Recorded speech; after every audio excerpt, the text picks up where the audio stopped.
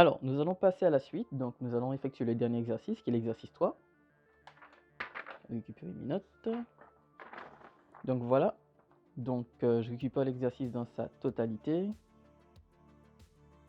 Puis, je vais à nouveau lui poser la question, du coup.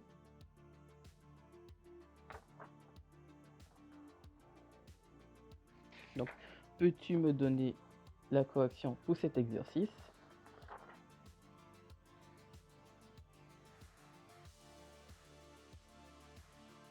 Et je lui colle l'énoncé, avec les questions qui vont avec, bien sûr. Et c'est parti.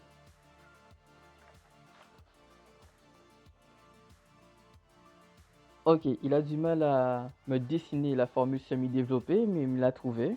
C'est pas grave.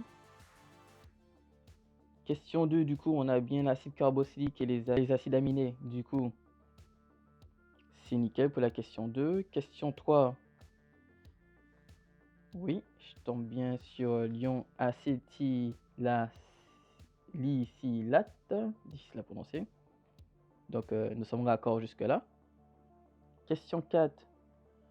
Donc, oui, sinon titre par un acide fort, on aura pas une réaction unique nécessaire pour un titrage. Donc, il m'a trouvé qu'on ne pouvait pas.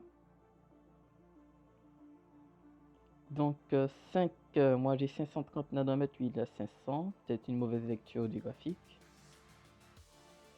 Question 6, du coup, oui, il m'a bien lu les données, 0,80 et aussi 1,1 millimol par litre. C'est nickel, moi j'avais lu 1,05 millimol par litre. Donc, la quantité de matière, pour le moment, on trouve 5,25 fois 10 puissance moins 5 mol. Ah, nous ne trouvons pas trop la même chose pour la quantité de matière. Ok, il y a quelques disparités dans ses calculs et dans les miens, donc je vais lui demander de recommencer. Donc, peux-tu me donner la suite des réponses dès qu'il a oublié quelques éléments? Du coup, on le relance.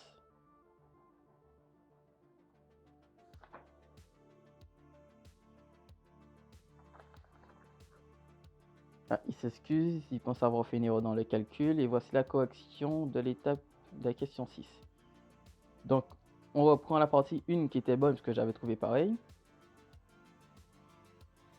Ah, il me ressort le même calcul pour la question 2, d'accord. La quantité de matière. La quantité de matière.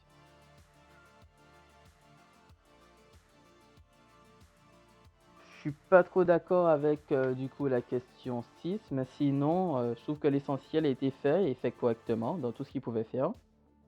Donc, je vous invite à comparer dans la correction du coup pour la question 6 qui s'est trompé, si c'est lui, si c'est moi, si c'est nous tous. Et sinon, je trouve qu'il a plutôt bien réussi cette étape et c'est nickel, hein.